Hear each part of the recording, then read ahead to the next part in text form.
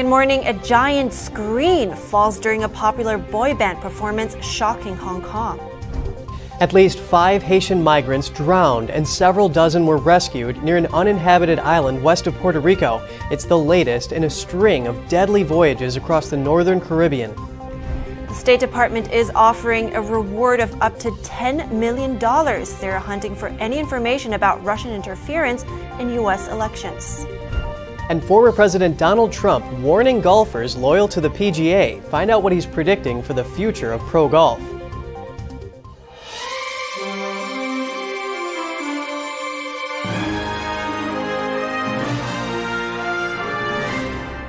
Good morning. Welcome to NTD. I'm Kevin Hogan. Good morning, and I'm Evelyn Lee. It's the 29th of July today, a Friday. And we want to start off with a shocking video circulating on social media.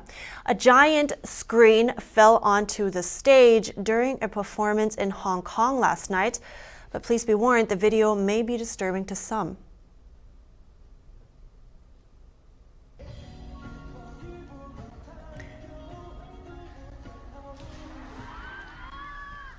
The LED screens crashed down on the stage, striking and injuring 2 dancers. One is now in critical condition. The falling screen appears to directly hit one dancer on the head and body and then topples onto another performer. The injured performers were rushed to a local hospital. Local police say 3 audience members were treated for shock. The concert was stopped after the incident, and the band was ordered to postpone its upcoming performances at the venue. The city's leader ordered an investigation into the matter. Mirror, the 12-member band, has skyrocketed in popularity in Hong Kong and has been credited with the revival of cantopop. None of the 12 members of Mirror were hurt in the accident. And jumping to the Western Hemisphere, 5 bodies were recovered in waters near Mona Island in Puerto Rico yesterday. The discovery comes after a suspected human smuggling boat dropped a group of people off in waters near an uninhabited island west of Puerto Rico. Several dozen other people were rescued. Here's NTD's Jimenez with the details. The bodies were found by Puerto Rico Department of Natural and Environmental Resources park rangers on Mona Island. It follows a human smuggling event in which migrants were forced to get out of a makeshift wooden boat. When they reached the coast of Mona Island, those in charge of the boat told them to jump into the water, and at that time, 75 people jumped in, and 5 of them were killed. Over 60 survivors, including 2 minors, were rescued. A U.S. Customs and Border Protection spokesman says all migrants aboard the boat were Haitians. The incident is the latest in a string of deadly voyages across the northern Caribbean. Comprised mostly of Haitian migrants fleeing their country amid a deepening political and economic crisis, and a spike in gang-related killings and kidnappings. Mona Island, a nature reserve, is located between the Dominican Republic and Puerto Rico. It has been used by smugglers carrying people between the 2 countries over the years. Migrants on that route are typically Dominican or Haitian. In May, 11 Haitian women drowned, and 38 others were saved after their boats sank near Puerto Rico. Jimenez, NTD News. The rescue comes just days after authorities in the Bahamas recovered the bodies of 17 migrants and rescued 25 people who were stranded after their boat capsized early Sunday. A criminal investigation is underway. Mexican authorities discovered nearly 100 migrants abandoned inside a trailer on Wednesday. The migrants were discovered in the southern town of Acayuca in the state of Veracruz. Some 400 people were believed to have been traveling inside the trailer. Many fought their way out when they started to suffocate from lack of oxygen. Medical personnel treated migrants with knee and ankle injuries. One person was taken to the hospital when found unconscious. In recent years, hundreds of thousands of Central Americans have crossed through Mexico on their way to the U.S. border. More recently, migrants from other countries, such as Cuba and Haiti, have also traversed Mexico in an effort to enter the U.S. And as Texas and Arizona continue to bus migrants to D.C., Mayor Muriel Bowser says the nation's capital is now having a humanitarian crisis. She says the city's Welcome Center is at capacity, and she requested immediate assistance from the National Guard.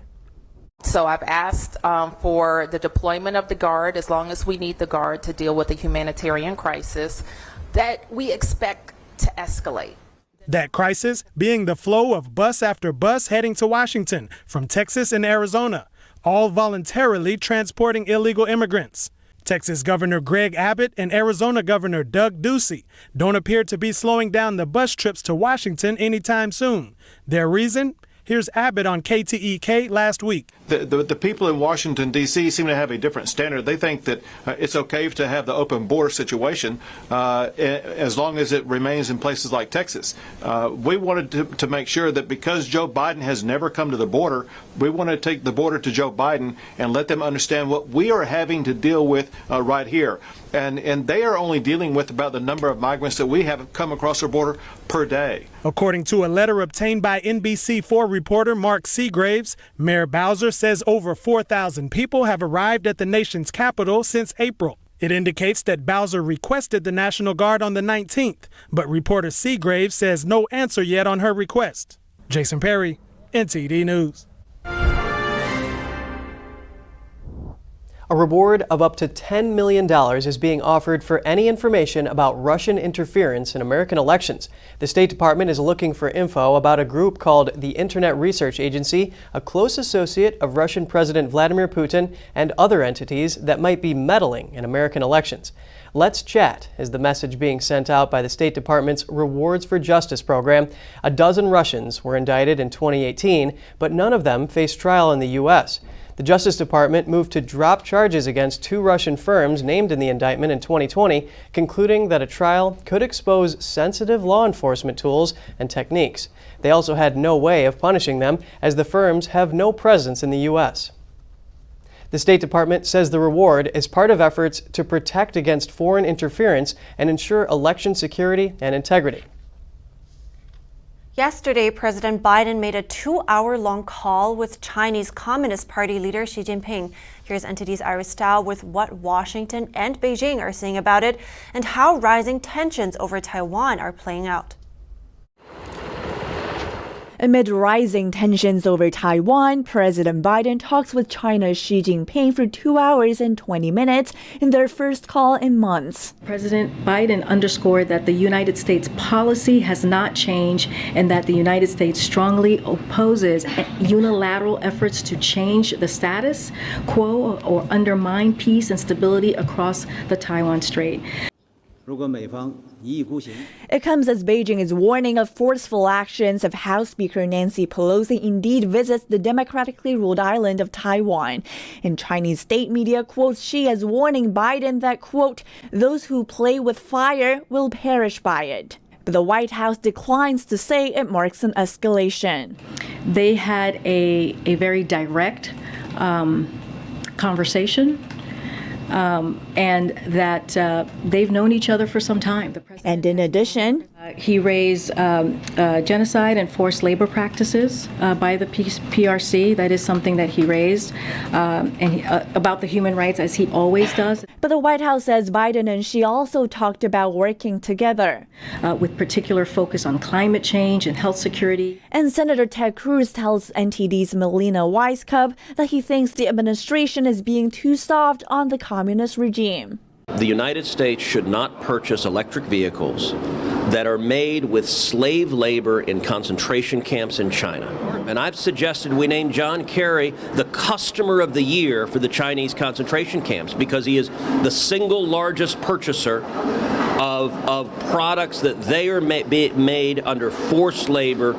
Reporting in Washington, D.C., Iris Tao, NTD News.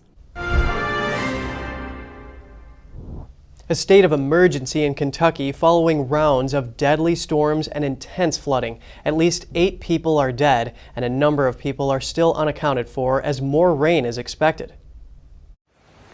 He said, it is to the dog lot. He said, you better be getting you some clothes on, getting your backpack, because we got to get out of here.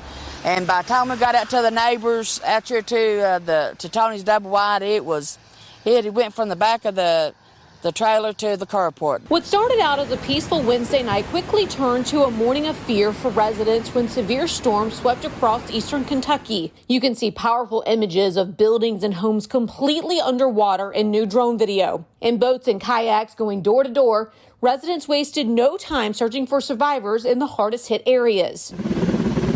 The National Guard also assisting in rescue efforts.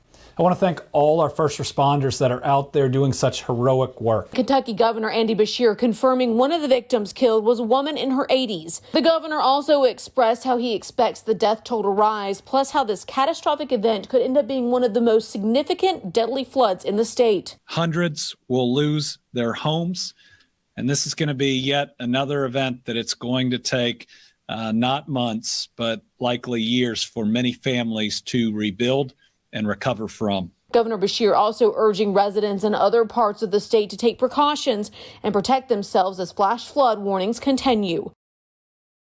And San Francisco announced a state of emergency Thursday. The mayor is declaring a public health crisis over a rising number of monkeypox cases. The declaration takes effect on Monday and aims to mobilize city resources and speed up emergency planning. The city also plans to raise awareness to stop the spread. Mayor London Breed says the declaration will not impose restrictive measures like under COVID, but will quickly deploy workers to address community needs. The mayor says they need 70,000 vaccines, but have only received around 12,000 so far.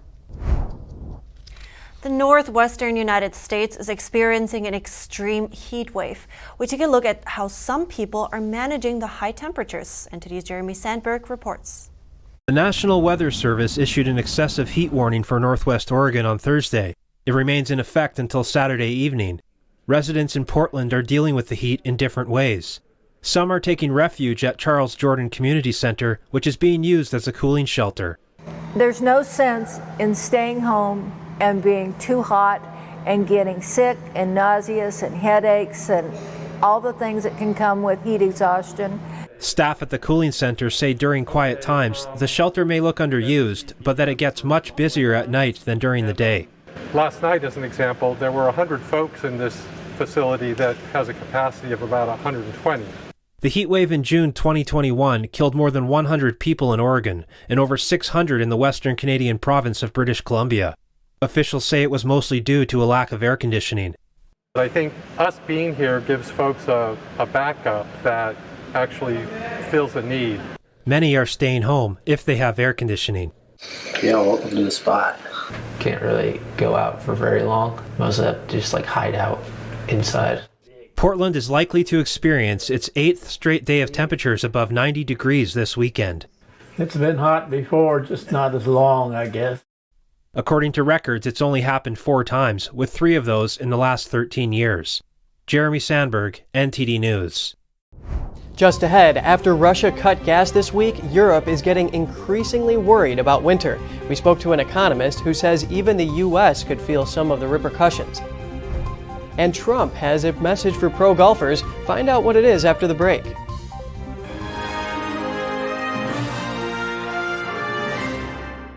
This is Lee Smith from Over the Target. I'm here to announce a brand new show available only on Epoch TV, and that's Over the Target Live, Thursdays at 9 p.m. Eastern Time, 6 p.m. Pacific Time. For an hour each Thursday starting at 9, we'll be speaking with guests live, and I'll be taking questions from you live as well, touching on all the themes, topics, subjects, and issues that Over the Target is known for, from foreign policy and national security to this, our great American life.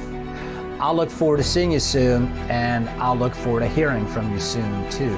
Thursday nights at 9 for Over the Target Live. I'm Lee Smith. Thanks.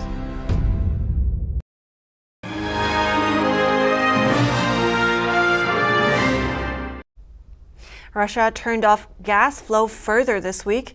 Now Europe is grappling to fill up storage for the winter. Germany says it could still avoid gas shortage, but that it would have to trigger the next phase of an emergency plan. While here in the U.S., an official calls it the biggest nightmare that came true. And we're bringing in Daniel Lakaya, the chief economist at Tressis, to discuss this. It's good to see you, Daniel. Thank you very much. Thanks for having me. Russia cut gas supply in Europe to 20%. So first of all, I'm wondering what that will mean for households there in the winter, especially Germany that's already been talking about rationing.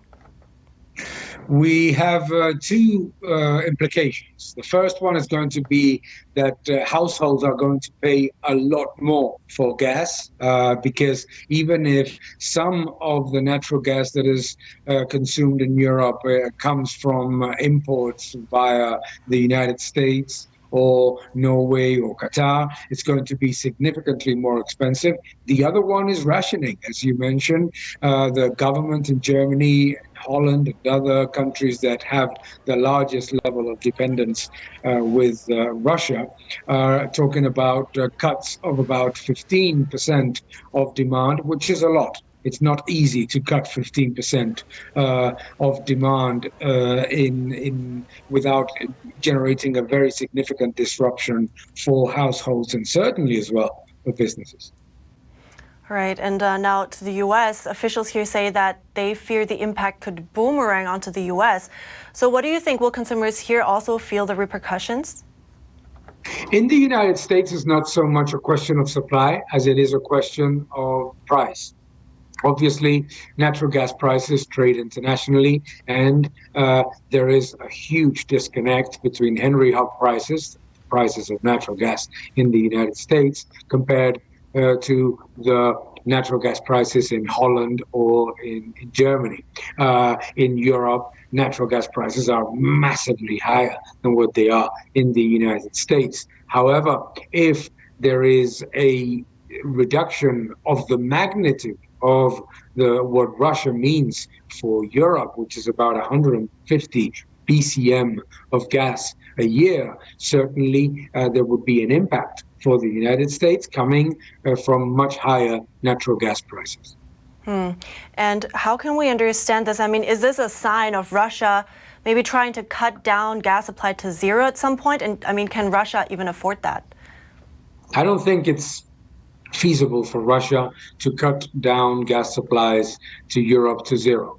And the reason, twofold reason. No, the first one is that Russia's storage levels are already very high. Second is that the revenues coming from sales of natural gas are absolutely critical for Russia and for Gazprom, the national gas, natural gas provider, much more. No? So I think that what we're living right now is a headline-grabbing negotiation between two large trade partners, the European Union and Russia. Russia obviously may threaten, but it's not easy to cut down gas supplies to zero. And the European Union is going to have quite a difficulty in reducing gas demand by 15%. Some very interesting insights as always. Thank you, Daniel Akaya with Tressis. I appreciate your time.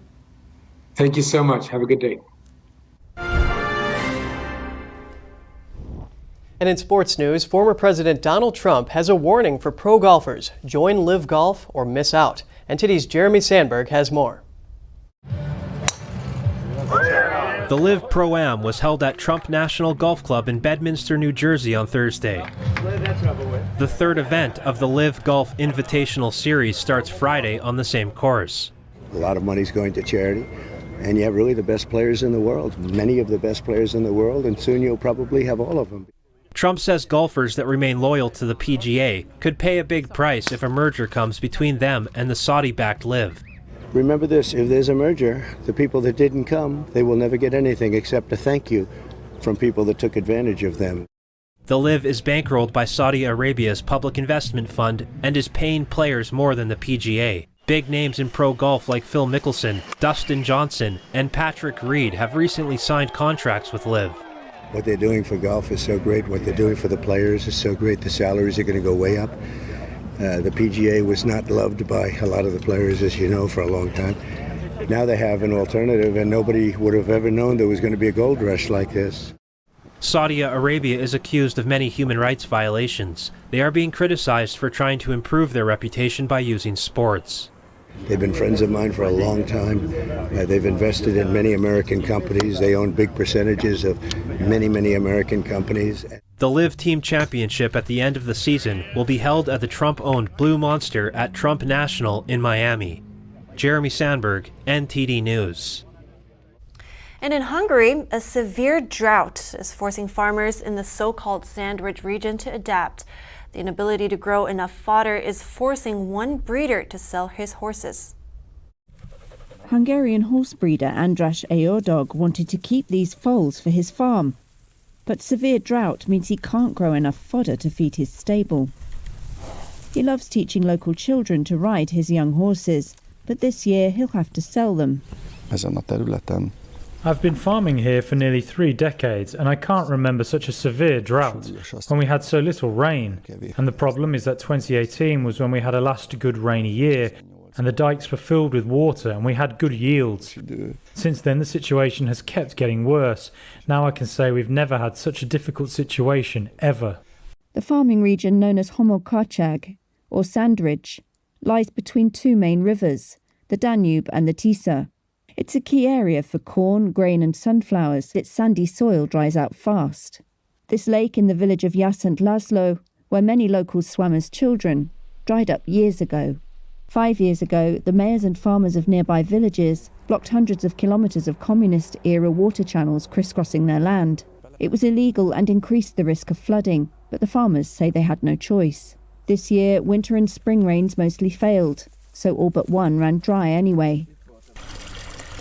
Gorgosaurus returned to Jasent Laszlo with his wife 3 years ago and bought a farm and 3 horses. They planned to start breeding sheep, pigs and chickens this year, but the drought could put their plans on hold. People here keep saying maybe we should look up what thrives in the desert. Arabian horses, kiwi fruit instead of potatoes, camels. These are our sour jokes these days. It's sad that these may be the alternatives. And up next, with shark sightings increasing, New York is stepping up patrols to alert swimmers of any possible danger. And the United Arab Emirates opens the first indoor dog gym. It's designed to help pet owners provide an active environment for their animals during the hot summers. All that and more right when we're back after the break.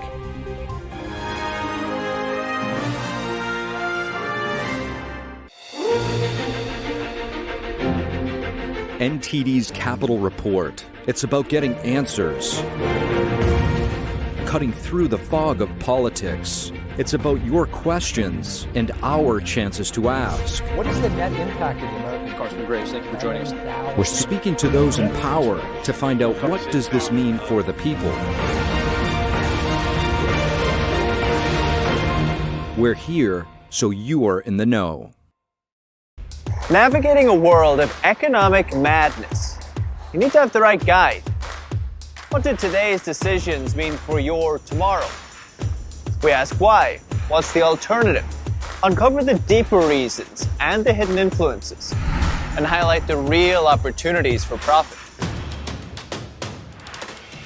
At NTD Business, we connect the dots for you. Good evening. Thanks for joining us. NTD Business. I'm Paul Green.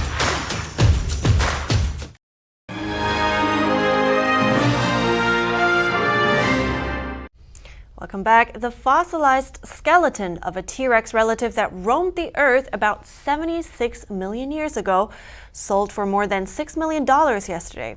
It was the opening lot for Sotheby's Live Natural History sale in New York. The specimen was discovered in 2018 in the Judith River Formation in Montana. It measures nearly 10 feet tall and 22 feet long. The Gorgosaurus was an apex carnivore that lived in what is now the western United States and Canada during the late Cretaceous period.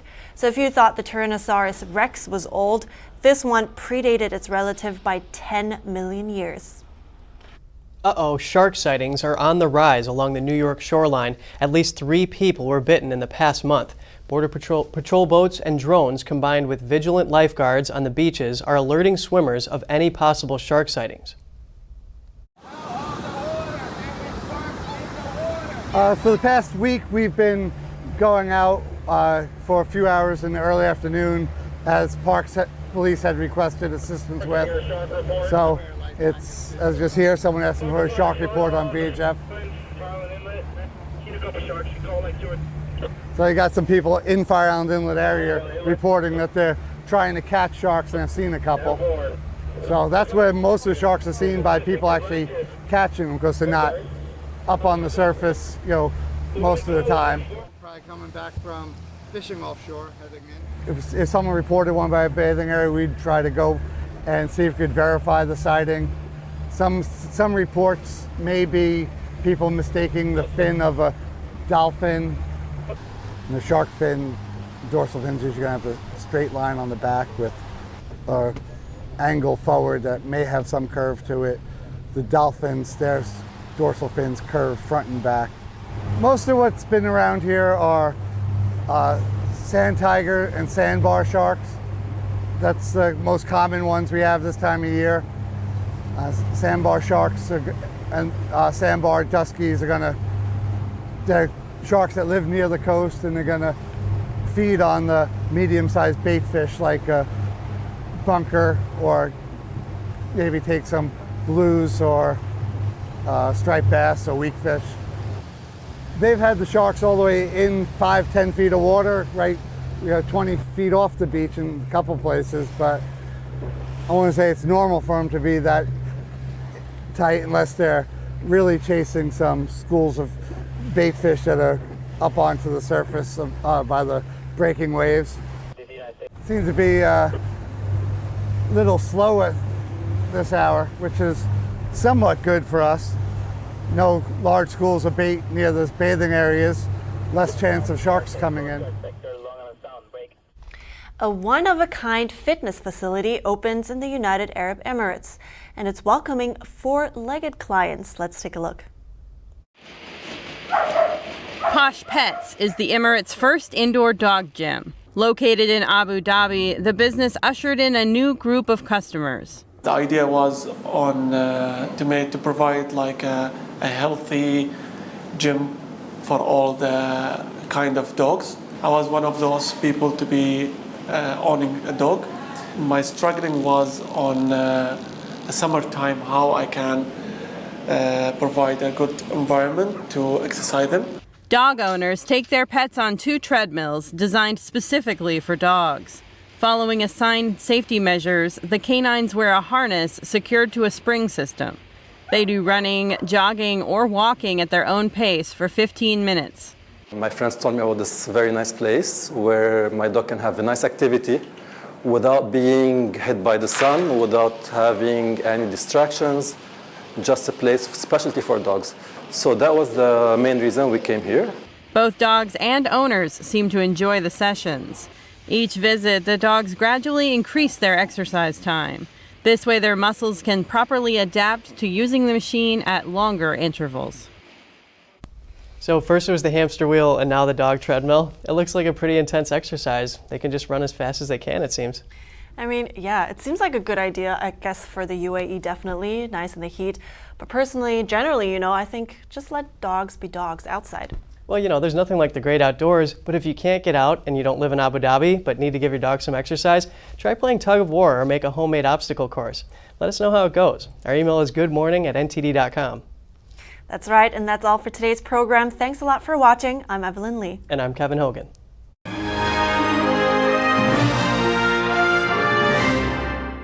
Thanks for watching us on YouTube. Did you know YouTube only keeps selective videos on its platform? So if you want to make sure you get the full picture, just subscribe to our newsletter. Go to newsletter.ntd.com and sign up. It's free.